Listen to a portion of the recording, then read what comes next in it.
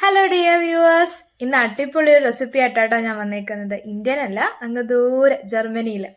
അപ്പം German potato pancake ആണ് ഇന്നത്തെ റെസിപ്പി. നമ്മളത് ജർമ്മനിൽ കറ്റോഫൽ പൂഫ എന്നാണ് പറയുന്നത്. അത് ശരിക്കും പറഞ്ഞു കഴിഞ്ഞാൽ യൂറോപ്യൻ സ്ട്രീറ്റ് ഫുഡാണ് കേട്ടോ. ഫെസ്റ്റിവൽ സമയത്തൊക്കെ സ്ട്രീറ്റ് സൈഡ്സിൽ നമുക്ക് കണ്ടുവരുന്ന ഒരു തരത്തിലെ ഫുഡാണ്. വളരെ എളുപ്പത്തിൽ നമുക്ക് ഉണ്ടാക്കാം, വളരെ കുറച്ച് ഇൻഗ്രീഡിയൻസ് മതി. അപ്പം ജർമ്മനി എന്നൊക്കെ പറയുമ്പോൾ നല്ല തണുപ്പുള്ള രാജ്യമാണല്ലോ. യൂറോപ്യൻ കൺട്രീസ് പൊതുവേ തണുപ്പുള്ള രാജ്യമാണല്ലോ. അപ്പോൾ ആ തണുപ്പുള്ള സമയത്ത് ചിൽഡ് ആയിട്ടുള്ള മോർണിംഗിൽ നല്ല ഹോട്ട് ആൻഡ് ക്രിസ്പി ആയിട്ട് നമുക്ക് കഴിക്കാൻ പറ്റുന്നതാണ്. നമുക്കത് ഒരു നേരത്തെ മീലായിട്ട് നമുക്ക് കഴിക്കാം, രാവിലെ ഉച്ചയ്ക്കോ വൈകിട്ടോ എങ്ങനെ വേണമെങ്കിലും കഴിക്കാം. അതിൻ്റെ ടെക്സ്ചർ എന്ന് പറഞ്ഞു കഴിഞ്ഞാൽ ഉള്ളിൽ നല്ല സോഫ്റ്റ് ആൻഡ് ഫ്ലഫി ആയിരിക്കും, പുറമേ അതിൻ്റെ എഡ്ജസ് ഒക്കെ നല്ല ക്രിസ്പി ആയിരിക്കും. മാത്രമല്ല അതിൻ്റെ കൂടുതൽ നമുക്ക് എന്ത് കൂട്ടി വേണമെങ്കിലും കഴിക്കാം. അപ്പോൾ സോസ് ആണെങ്കിൽ സോസ്, കൂടുതലായിട്ടും ജർമ്മൻസ് യൂസ് ചെയ്യുന്നത് സോർ ക്രീമാണ്. സോർ ക്രീം ഞാൻ ഇന്ന് ഉപയോഗിച്ചിട്ടുള്ളത് നമ്മുടെ സാധാ തൈരാണ് ഉപയോഗിച്ചിട്ടുള്ളത്. അത് തന്നെ നല്ല അടിപൊളി കോമ്പിനേഷൻ ആയിരുന്നു. അപ്പോൾ റെസിപ്പിയിലേക്ക് പോവാം. വളരെ കുറച്ച് ഇൻഗ്രീഡിയൻസ് ഉപയോഗിച്ചുകൊണ്ട് വളരെ വേഗത്തിൽ നമുക്ക് തയ്യാറാക്കാൻ പറ്റുന്ന ഡിഷാണ് ജർമ്മൻ പൊട്ടറ്റോ പാൻകേക്സ്. അപ്പോൾ പൊട്ടറ്റോ വേണം, ഒണിയൻ വേണം, വീറ്റ് ഫ്ലോർ വേണം, പെപ്പർ വേണം, സോൾട്ട് വേണം. പിന്നെ അടുത്ത വേണ്ട ഇൻഗ്രീഡിയൻ്റ് ആണ് മുട്ട. അപ്പോൾ ആദ്യം 2 പൊട്ടറ്റോസാണ് ഞാൻ എടുത്തേക്കുന്നത്. അത് പീൽ ചെയ്ത് ഗ്രേറ്റ് ചെയ്താണ് എടുക്കേണ്ടത്. പക്ഷേ ഇന്ന് ഞാൻ ഗ്രേറ്റ് ചെയ്യാൻ എടുത്ത സാധനം പണി മുടക്കി. അപ്പം പണി മുടക്കിയത് കൊണ്ട് ഞാനത് ചോപ്പറിലിട്ട് ചോപ്പ് ചെയ്താണ് എടുത്തത്. ഇതേ പണി മുടക്കിയ സാധനം താണ്ട വരുന്നുണ്ട്. ഇതാണ് സംഭവിച്ചത്. ഞാനത് എടുത്തപ്പോഴത്തേന് അത് താഴെ ഫിക്സ് ചെയ്തില്ല. ഫിക്സ് ചെയ്യാത്തതിന് എൻ്റെ കയ്യിൽ നിന്ന് പോയി. ഫിക്സ് ചെയ്തതിന് ശേഷം നോക്കിയിട്ടത് വർക്ക് ചെയ്തില്ല. അപ്പോൾ പിന്നെ ഞാനതങ്ങ് വിട്ടു. പിന്നെ പൊട്ടറ്റോ ഞാൻ കഴുകി അത് മുറിച്ചിട്ട് ഞാൻ ചോപ്പറിലിട്ട് ചോപ്പ് ചെയ്താണ് എടുത്തത്. അപ്പോൾ ഞാൻ പല തവണകളിൽ ഒറ്റയടിക്കിട്ട് കഴിഞ്ഞാൽ അത് പെട്ടെന്ന് എല്ലാം ചോപ്പായി കിട്ടത്തില്ല. അപ്പോൾ ഞാൻ ആദ്യം കുറച്ചിട്ടു, പിന്നെ അത് ചോപ്പ് ചെയ്തു, പിന്നെ വീണ്ടും കുറച്ചിട്ടിട്ട് വീണ്ടും ചോപ്പ് ചെയ്ത്, അങ്ങനെ 3 പ്രാവശ്യമായിട്ടാണ് ഞാനത് ചോപ്പ് ചെയ്തെടുത്തത്.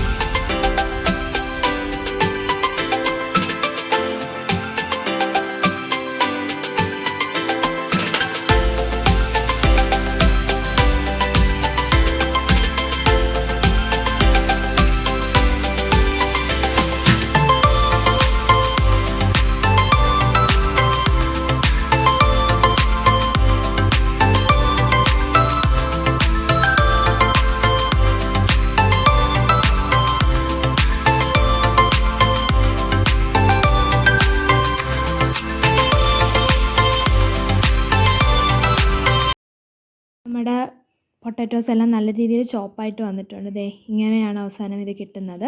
പിന്നെ നമുക്ക് സബോള വേണം. സബോള തൊലി കളഞ്ഞെടുത്ത് ചെറിയ കഷ്ണങ്ങളാക്കി മുറിച്ച് ജാറിനകത്തിട്ട് ചെറുതായിട്ടൊന്ന് ചതച്ചാണ് കേട്ടോ എടുക്കുന്നത്. ചതച്ച് വേണം, ഈ രീതിയിൽ ചതച്ച് വേണം അത് എടുക്കാനായിട്ട്. അരിയലും ചതക്കലും എല്ലാം കഴിഞ്ഞപ്പോഴത്തേനും ദേ അവിടെ എല്ലാം ഫുള്ള് കുളവായി. അപ്പം ഞാനത് ഒരു തുണി എടുത്തതെന്ന് തൂത്തെടുത്തു. പിന്നെ ഒരു പാത്രം എടുത്ത് വെള്ള തുണി അതിൽ വെച്ചിട്ട് നമ്മുടെ ചോപ്പ് ചെയ്ത് വെച്ച പൊട്ടറ്റോ ഉണ്ടല്ലോ അത് അതിനകത്ത് ഇട്ടതിന് ശേഷം അതിൻ്റെ നീര് നല്ല രീതിയിൽ പിഴിഞ്ഞ് എടുത്ത് കളയണം. ഫുൾ പൊട്ടറ്റോ ഞാൻ അതിനകത്ത് ഇട്ടിട്ടുണ്ട്. അതെല്ലാം ഇട്ടതിന് ശേഷം തുണിയെല്ലാം കൂടെ കൂട്ടി പിടിച്ചതിന് ശേഷം നല്ല രീതിയിൽ പിഴിഞ്ഞ് എടുക്കണം.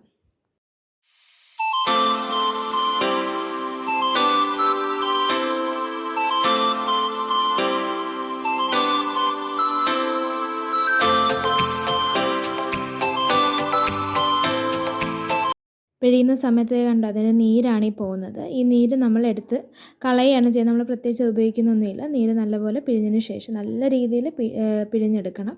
എന്നിട്ട് ആ നീരെല്ലാം നമ്മൾ കളയുകയാണ്.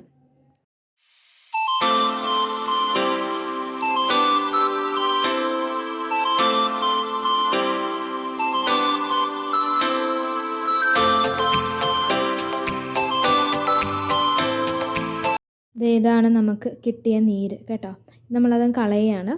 ഇതേപോലെ തന്നെ വെള്ളത്തുണി ഇട്ടിട്ട് നമ്മൾ ആ അരച്ച് വെച്ചിരിക്കുന്ന ഒണിയനും കൂടെ ഇതേപോലെ പിഴിഞ്ഞെടുക്കണം. പിഴിഞ്ഞ് മാറ്റി ആ ഒണിയനും കൂടെ ആ പിഴിഞ്ഞെടുത്ത് മാറ്റി വെച്ച പൊട്ടറ്റോയുടെ കൂടെ ഇട്ട് മിക്സ് ചെയ്തെടുക്കുകയാണ് നമ്മൾ ചെയ്യുന്നത്.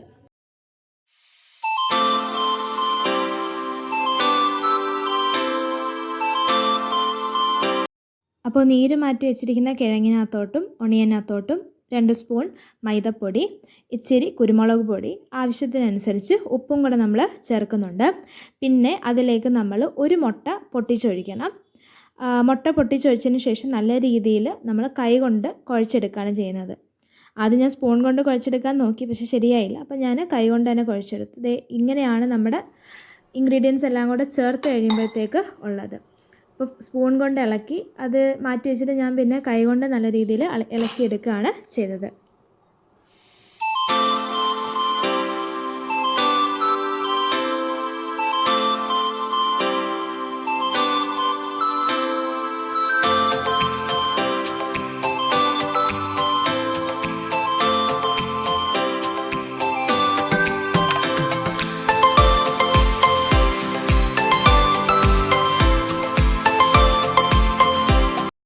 അപ്പോൾ ഇത് ചെയ്തുകൊണ്ടിരിക്കുന്നതിനിടയ്ക്ക് കറണ്ട് പോയി. പിന്നെ അത് നല്ലപോലെ ഇളക്കിയിട്ട് ഞാൻ ഉപ്പുണ്ടോ എന്ന് നോക്കി.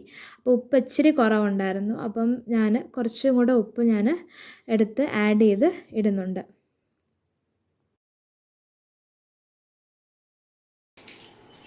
കുക്കിങ്ങിനിടയ്ക്ക് വിശപ്പ് സ്വാഭാവികമാണല്ലോ. അപ്പം ഞാൻ ഒരു ഡാർക്ക് ഫാൻറ്റസിയുടെ ബിസ്ക്കറ്റും അടിച്ച് പിടിച്ച് തിന്നു. അതൊക്കെ കഴിഞ്ഞപ്പോഴത്തേനും കറണ്ട് വന്നു.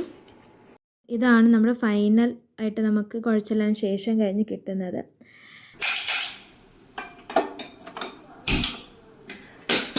പാൻ കേക്ക് ഉണ്ടാക്കാൻ തുടങ്ങാം നമുക്ക്.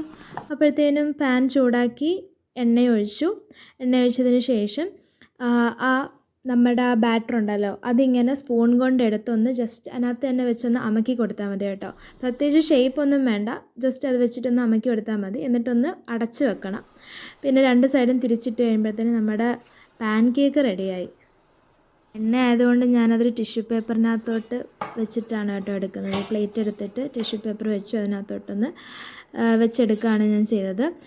ടിഷ്യൂ പേപ്പർ കൊണ്ട് ജസ്റ്റ് ഒന്ന് പ്രസ് ചെയ്ത് എണ്ണയൊന്ന് കളഞ്ഞെടുക്കുന്നുണ്ട്. നമ്മൾ കുറച്ച് ഓയിൽ ഉപയോഗിച്ചിട്ടുള്ളൂ. നോൺ സ്റ്റിക്ക് ആണെന്നുണ്ടെങ്കിൽ ഇതിനേക്കാളും കുറവ് ഓയിൽ മതി. ഞാൻ സ്റ്റീൽ പാൻ ആയതുകൊണ്ടാണ് കുറച്ച് കൂടുതൽ ഓയിൽ ഞാൻ ഉപയോഗിച്ചത്. അപ്പോൾ നമ്മുടെ German potato pan cake ready ആയിട്ടുണ്ട്. ചൂടോടെ കഴിക്കാൻ ഒരു കറിയും വേണ്ട, ഭയങ്കര ക്രിസ്പിയാണ്. ചൂടോടെ തന്നെ കഴിക്കുന്നതാണ് കേട്ടോ ടേസ്റ്റ്. പിന്നെ കോമ്പിനേഷൻ എന്ന് പറഞ്ഞു കഴിഞ്ഞാൽ പുളിയുള്ള എന്തെങ്കിലും സാധനമാണ് ബെസ്റ്റ് കോമ്പിനേഷൻ. അവർ ജർമ്മൻകാർ കൂടുതലും സോർ ക്രീമാണ് ഉപയോഗിക്കുന്നത്. ഇപ്പം അതൊന്നും ഇല്ലാത്തതുകൊണ്ട് ഞാൻ നമ്മുടെ തൈരാണ് ഉപയോഗിച്ചിട്ടുള്ളത്.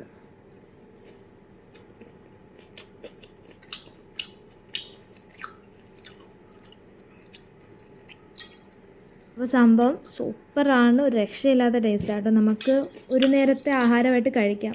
ഏത് രാവിലെയോ ഉച്ചയ്ക്കോ നമുക്കത് കഴിക്കാൻ പറ്റുന്നതാണ്. ഭയങ്കര ടേസ്റ്റിയാണ്. എല്ലാവരും മസ്റ്റായിട്ട് ട്രൈ ചെയ്യണം കേട്ടോ. Thank you.